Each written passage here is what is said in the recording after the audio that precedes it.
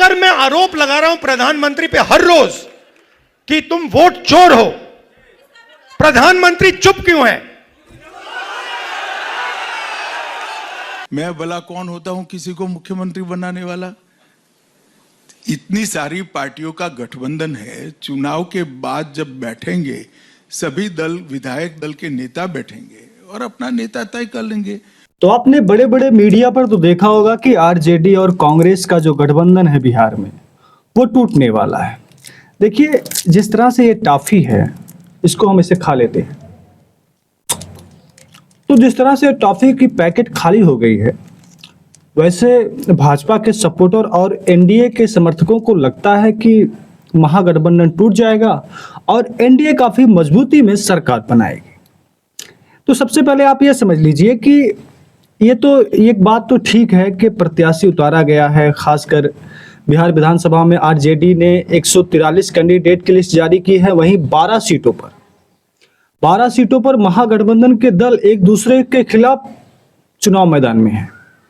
12 सीटों पर महागठबंधन के एक दूसरे के खिलाफ है। इसमें से आरजेडी ने 24 महिलाओं को टिकट दिया है। बिहारगंज सीट से रेणु कुशवाहा को टिकट मिला है। वो पहले जेडीयू कोटे से मंत्री थी। और जमुई के जिले झाझा से आरजेडी ने 5 बार के विधायक, 2 बार के सांसद रहे पूर्व केंद्रीय राज्य मंत्री जयप्रकाश यादव को टिकट दिया है। तो आरजेडी के 143 कैंडिडेट की लिस्ट है, काफी बड़ी लिस्ट है। इसको हम पढ़ेंगे नहीं क्योंकि हमारे पास आप उतना समय नहीं, उतना टाइम नहीं कि हम आपको बताएं, और आप भी के पास उतना समय नहीं, हम डाल देंगे कि आप पढ़ लीजिए उसी में।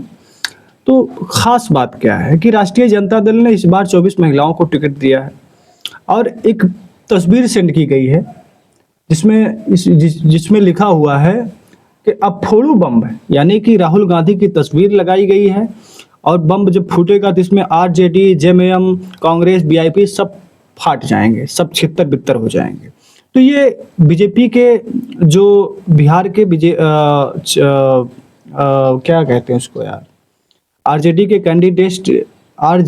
कैंडिडेट्स लिस्ट जारी करने के बाद बिहार बीजेपी ने तंज कसा है, यानी कि बिहार के बीजेपी की जो चैनल है वहां से तंज आया है इसको। तो देखिए, अगर हम 2020 की बात करते हैं तो यहाँ सीट शेयरिंग में 144 सीटों पर आरजेडी ने चुनाव लड़ा था। 75 सीटों पर जीत मिली थी।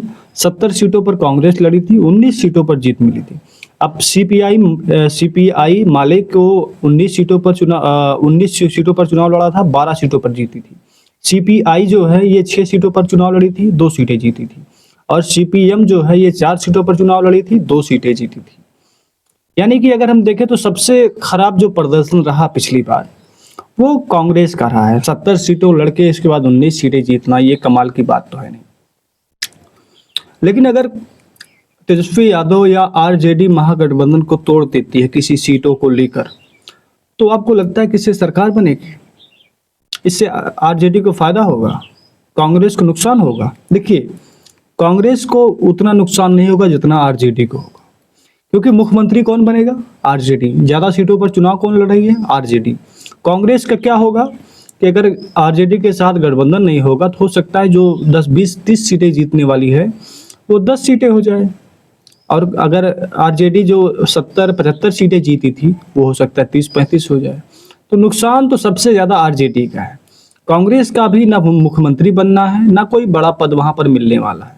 कांग्रेस अपनी खोई हुई जमीन को वापस पाना चाहती है। दलित हो, पिछड़ी जात के हो और अल्पसंख्यक, पूरी वोटर को अपने पास लाना चाहती दोबारा।